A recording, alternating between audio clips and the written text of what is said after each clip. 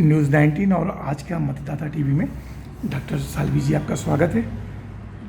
Ma'am आप एक dentist हैं और आज वैक्सीनेशन में आपका सुनेत्रा के नाम से आपका डेंटल क्लिनिक है, तो आपका बहुत बहुत स्वागत है मैम।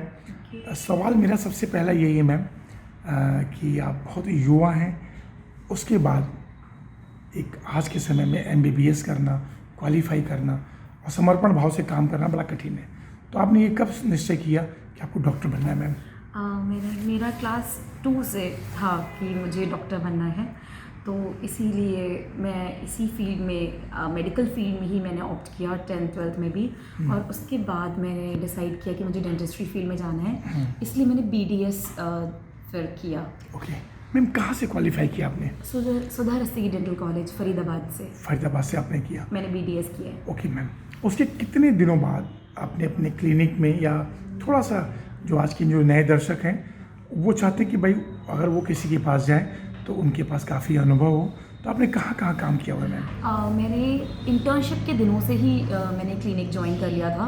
सुबह मैं सुबह मैं कॉलेज जाती थी और शाम को फिर मैंने इंटर्नशिप के बाद फिर मैं शाम को क्लिनिक जाती थी। विश्वास नगर डॉक्टर हिमांशु शर्मा का क्लिनिक है, शुभम डेंटल क्लिनिक करके, वहाँ पे जाती थी। तो मैंने 4-5 साल वहाँ पे काम किया था। उसके बाद मैंने डॉक्टर वपुल गौर का कैपिटल डेंटल है ईस्ट दिल्ली में ही, वहाँ किया था। और मैंने बीच में मैक्स हॉस्पिटल पड़परगंज में भी मैंने काम किया है डॉक्टर अनुसुईया शर्मा के अंडर। और ये वाला मेरा क्लिनिक 4 साल से है। 4 साल से। मैं चाहूँगा थोड़ा जो नए दर्शक हैं, डेंटल केयर मेरा 4 साल से जी, ये कहाँ पे है ma'am? Rajnagar extension Signature Homes complex में। ओके मैम, 4 साल से है। हाँ जी। और किस टाइम से किस टाइम तक है मैम?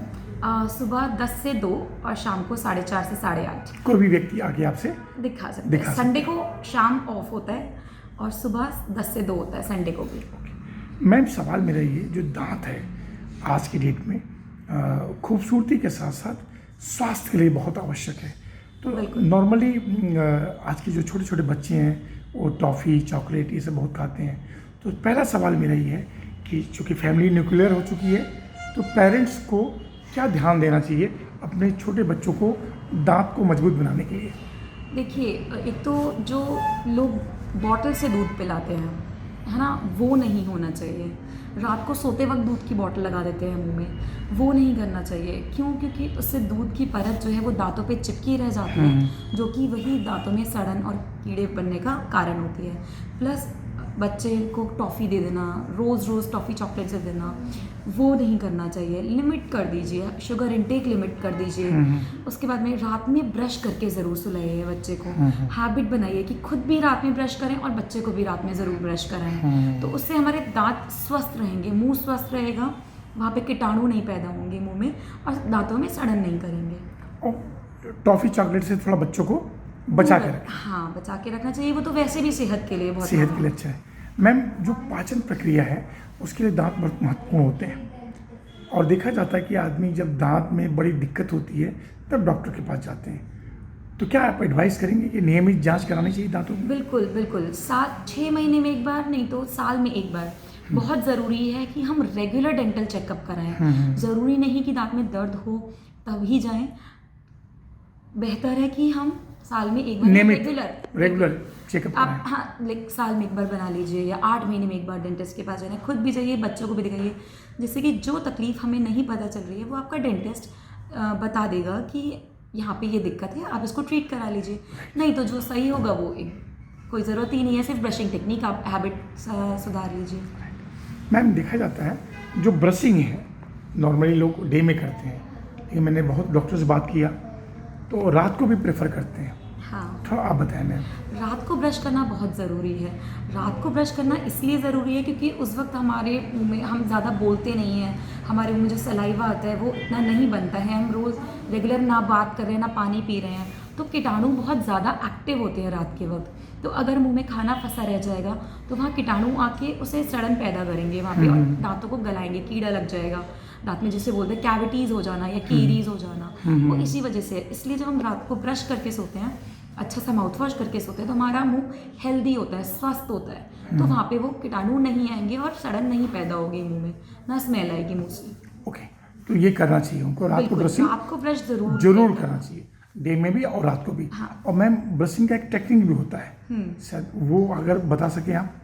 ब्रशिंग का टेक्निक मैं आपको बता देती हूँ। ये बड़ा इंपॉर्टेंट होता है। जैसे कि दांत होते हैं हमारे आगे के, हमें ब्रश को हमेशा 45 डिग्री एंगल पे रखना होता है एंड हमें गोल गोल करके ब्रश करना है मसूड़ों पे और आगे पीछे, ऊपर नीचे ब्रश नहीं करना है और मसूड़ों की तरफ ब्रश नहीं सरकाना है, हमेशा मसूड़ों के दूर। ऐसे ही हमें पीछे वाले दांतों पे ब्रश करना चाहिए और खाना चबाने वाले सर्फेसेस पे भी ब्रश करना चाहिए।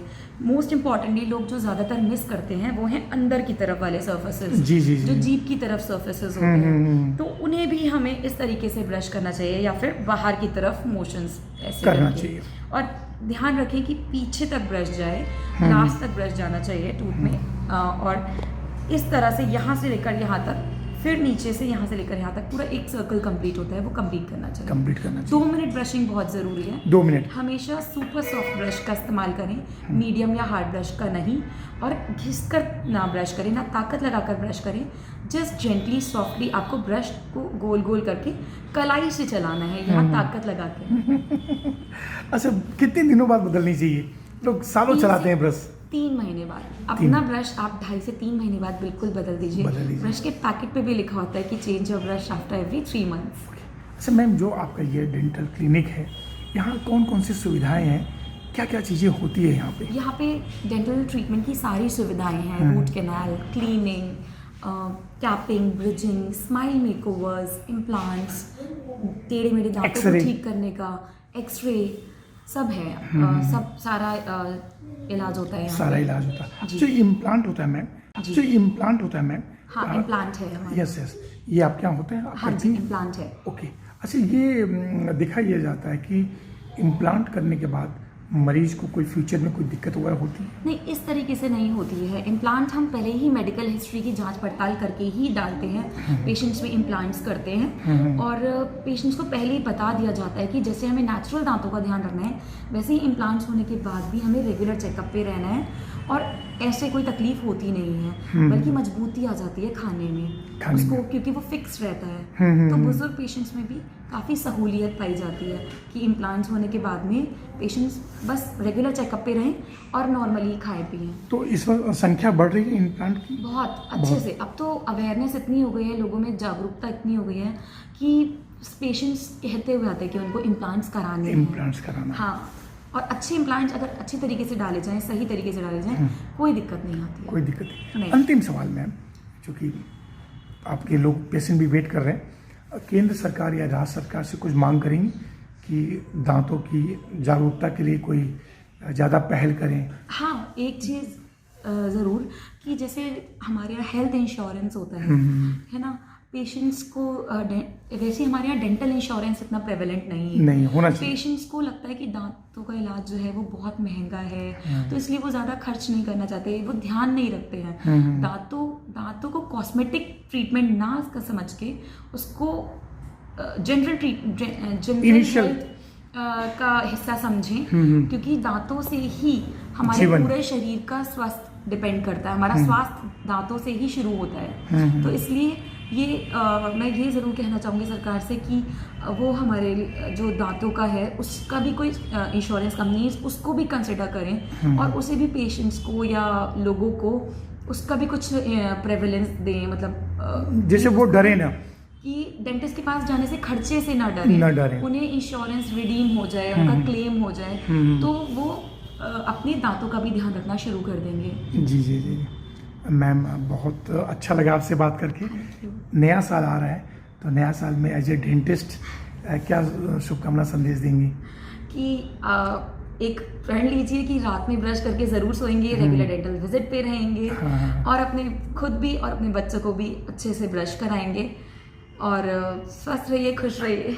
मैम 2024 में ना 22 जनवरी को राम जन्मभूमि पे मंदिर बन के तैयार है, तो उस दिन कितना अच्छा फील होगा? सब लोग को अपने घर में दीपक जलाना चाहिए? बिल्कुल जलाना चाहिए भाई, बिल्कुल जलाना चाहिए। इतने समय के बाद ये पूरा होने जा रहा है काम, जी। तो सबको ये करना चाहिए, बिल्कुल करना चाहिए। मोदी जी को थैंक यू आपकी तरफ से। Thank you so much.